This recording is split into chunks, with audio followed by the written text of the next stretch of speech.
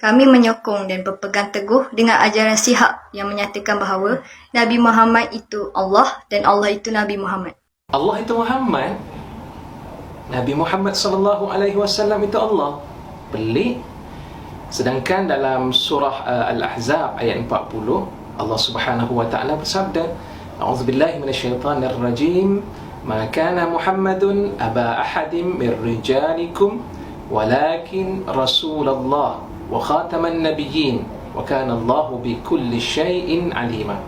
Jelas sekali dalam ayat tersebut bahawa Nabi Muhammad sallallahu alaihi wasallam bukanlah bapa kepada salah seorang manusia di kalangan kamu, dan Nabi Muhammad sallallahu alaihi wasallam itu adalah utusan Allah dan juga nabi yang terakhir, seperti mana yang dijelaskan dalam ayat tersebut.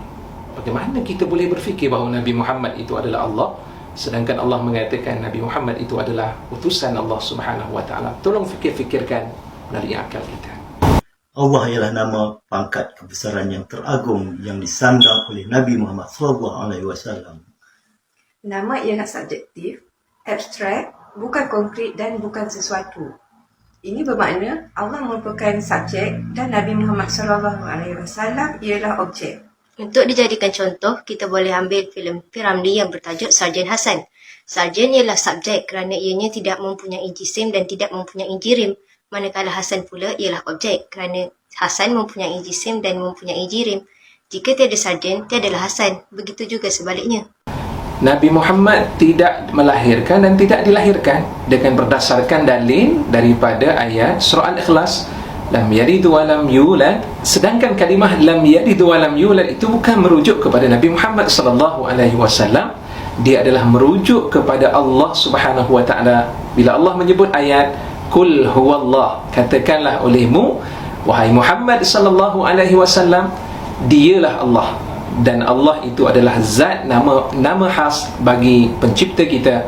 Itulah dia Allah Subhanahu wa taala. Allah tidak berjirim, tidak berjisim dan tidak bertempat, kerana Allah adalah nama kebesaran yang paling agung.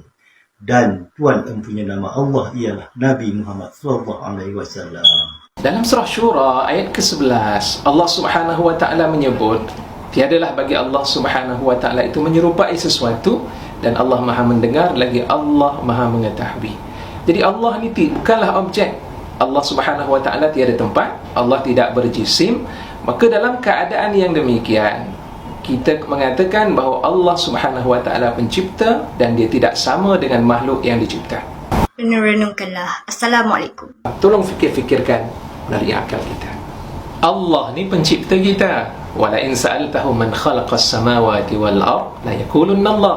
Jika sekiranya kamu bertanya siapakah yang mencipta langit kepada manusia dan juga bumi ini, maka jawapan daripada mereka pastinya akan menjawab Allah. Allah pencipta kita.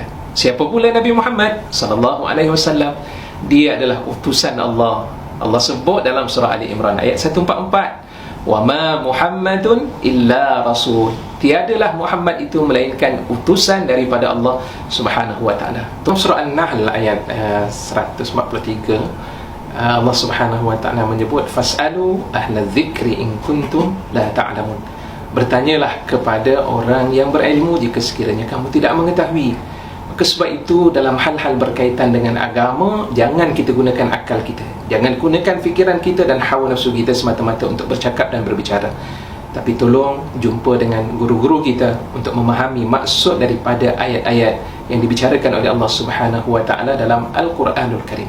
Dalam sebuah hadis riwayat daripada Imam At-Tirmizi, Rasulullah sallallahu alaihi wasallam pernah bersabda, man qala fil Qur'ani bi ra'yihi falyatabawwa maq'adahu minan nar.